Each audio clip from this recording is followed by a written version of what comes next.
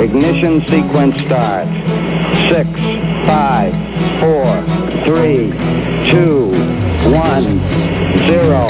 Liftoff. We have a liftoff.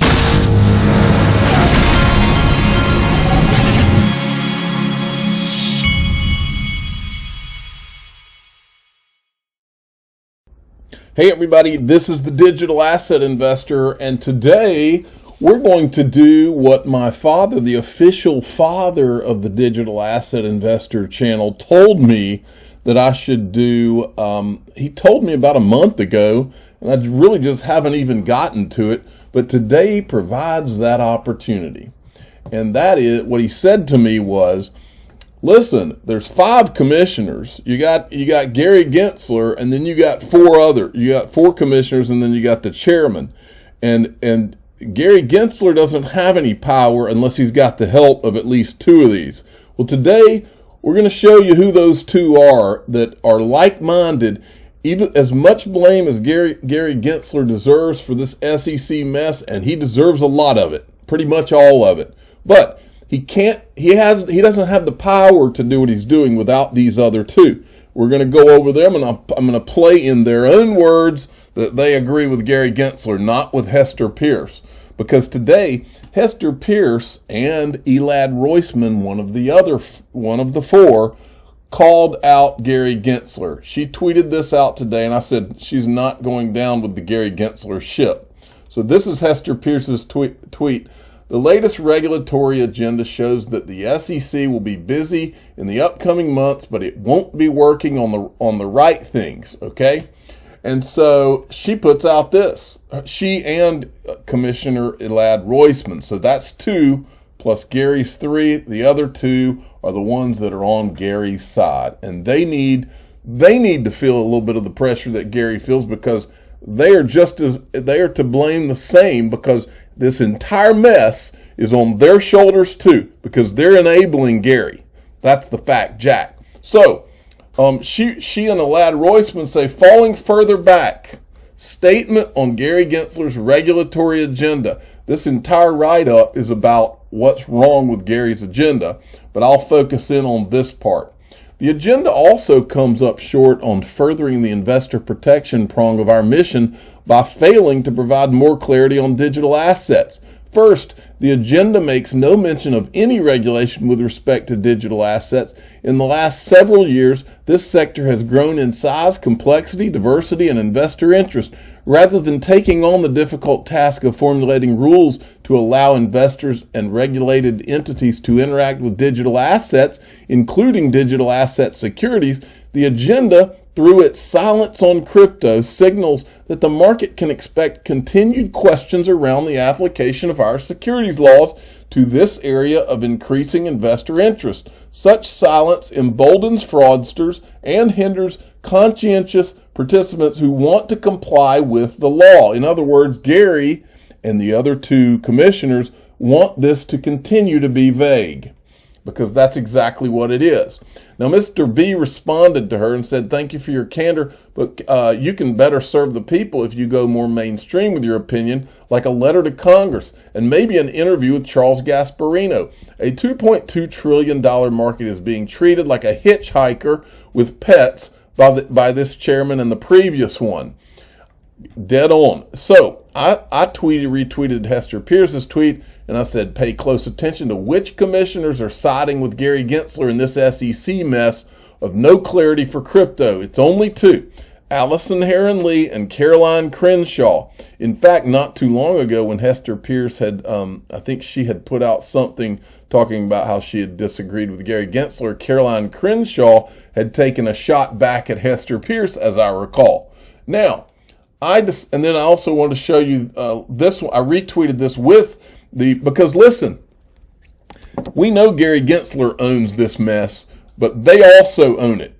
Allison Heron-Lee and Caroline Crenshaw, they own this. Empower Oversight You've got Empower Oversight suing the SEC for access to the Freedom of Information Act documents amid the crypto conflict of interest.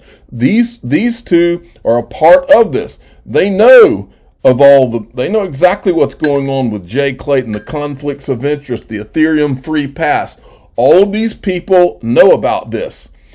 It's on their shoulders too, not just Gary. Now, you don't have to take my word for it. Here are the words of Allison Heron Lee herself. I found this video today. It's from 11/17/2021. This is part 1. Well, let me start by saying I understand and appreciate the concerns. And by the way, as you listen to this, if it sounds a lot like Gary Gensler, that's because it does. Commissioner Peirce has raised, and also appreciate very much her deep focus on these issues. I've learned, as I said before earlier, I've learned a lot from her about this space and some of these issues. Here's where we may part ways just a little bit, and that is, I don't think that we ought to single out any particular product or market segment. You've already singled out Ethereum and given it a free pass, and Bitcoin. Cryptocurrencies kind of special treatment under the securities laws. We always say we don't pick winners and losers, and that is true in this space too. Now, if Congress weighs in and identifies some specific regime applicable to some or all of these assets, then so be it. They will have spoken, but for now, the Howey test is a principles-based test for determining whether any given investment opportunity presents the sorts of risks that the Securities Act and the other securities laws were designed to address. And so the market for digital assets and the technology underlying them, it's evolving rapidly. We may not always anticipate all the ways in which securities laws will apply to new products in that space, but it's no different than any other, when we're trying to figure out if an orange grove, the way they're selling an orange grove has implicated the securities laws. And so it's also the case that our staff in our we have a new office, it's new-ish over the last couple of years, FinHub, we have CorpFin, they're all available to engage with issuers in the space in advance of an offering so that they can get engagement on some of these questions. All they're going to get is an enforcement action if they come in. That's the problem, one of the problems. Prior to potentially running afoul of the securities laws. And I will say the disclosure requirements that come along with registration are designed to provide investors with critical information that they need when they're faced with an investment decision. And investors in digital asset securities are no less in need of that information. Okay, I'm trying to make an investment decision right now, Allison Heron Lee. I'm trying to decide if I'm going to invest in Bitcoin or Ethereum. Since you all care, you keep saying you care about me I'm an investor. I need the disclosures. Here's the disclosure I want. Is Bitcoin or Ethereum a security? Yes or no? I am begging for this investor protection you all claim to care so much about. Please, someone, let me know. Than investors in any other kinds of securities. Okay, here's part 2. We've got even more. Also, I think much of the digital asset space continues to present a really wide range of other regulatory concerns, in addition to registration issues, as it relates to market manipulation, money laundering, illicit finance, and tax avoidance. These are all issues that are kind of implicated that we need to make sure we're focused on. Here in the U.S., again, we have these large, robust, innovative capital markets, and I think that's in large part, because of the strong oversight and our focus on protecting investors means that the people and the institutions here can have confidence in our markets. I think we have to evolve with changing technologies, but I don't think that means we change our principles or stray from our mission, which I think has worked well for decades. So I welcome. Are those the same principles that allowed Joseph Lubin to come meet with you guys while you were boxing everybody else out and give Ethereum a free pass, and now he's issuing tokens at will on the Ethereum network? Now they're in the process of issuing another security, Ethereum 2.0. Does it include, is that your principles? Because it's going on right now. Whistleblower alert. Woo, woo, woo, woo. Whistleblower alert, Allison, if you're listening. That's what's going on. Again, I'm open to, and I appreciate the focus that in particular Commissioner Peirce has brought here. I'm open to looking at and thinking about potential areas here, but I do think we have to be careful not to stray from our tried and true mission and treat these assets differently. We need to help make sure that innovation can flourish just as we have in other spaces. I don't think we should remove them of the protections that are there for investors in the other space. Protections, hilarious. Okay, well, so now you know Caroline Crenshaw and Allison Heron Lee, they have ownership of this. Joseph Lubin, the Ethereum free pass, that's also around their neck, okay? John Deaton tweeted this out. Hinman went on CNBC and stated that when we, the SEC, look at Ether, we don't see a third-party promoter. That third-party promoter bragged at how many meetings he had with Hinman and the SEC staff and how familiar he was with them. A blind man could see through this BS. And this is from Stefan Huber. Let me pull up his thread here. I didn't know if he had more than, okay. We work hard, well, I'll just play the clip for you. Here we go. For immediate scalability in the Ethereum ecosystem. Okay, and so you're investing in that, you're in tokenization, you talk about that. So in the backdrop of the conversation that we had this morning here at OECD with regulators from the SEC and the EU and the like, and you often talk about the need to acknowledge and work with regulators and think about compliance. Are you doing that? Yeah, all over the place. So very much in the United States. We had Valerie from the SEC, and so we're very familiar with many people at the SEC. We've had voluntary conversations on many occasions, and I'm personally impressed with their understanding of the technology, and they're in a complicated situation where they need to apply what he should have said is they're in a complicated situation where they're giving me a free pass, but anybody else that comes in, they're just collecting information so that they can sue them later.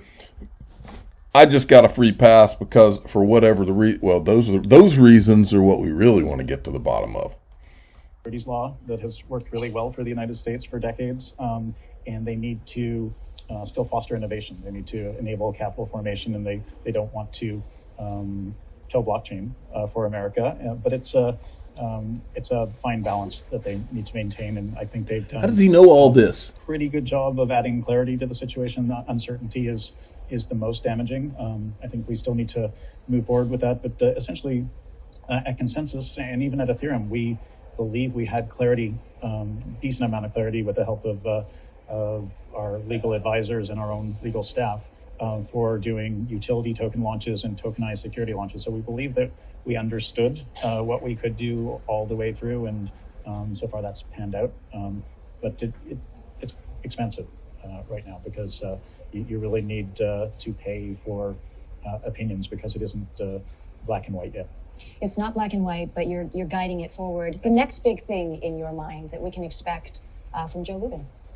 And blockchain technology. More of the same from Joe Lubin. So it's the whole freaking thing is despicable, and to watch these people act like they don't know anything about all this, and how awful this all is just sickening to watch them. Now, wanted to show you this. This is from Digital Assets Daily. I thought this was an interesting little dialogue here because I think that they're right over the target on a lot of this stuff.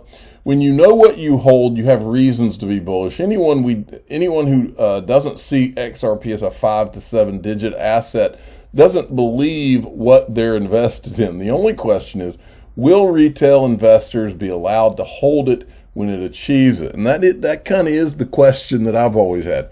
Will we be allowed to hold it? Can you keep it? They confiscated gold back in when was that? Was it the 30s? I can't even remember when they did, but they made people turn in their gold back in the day.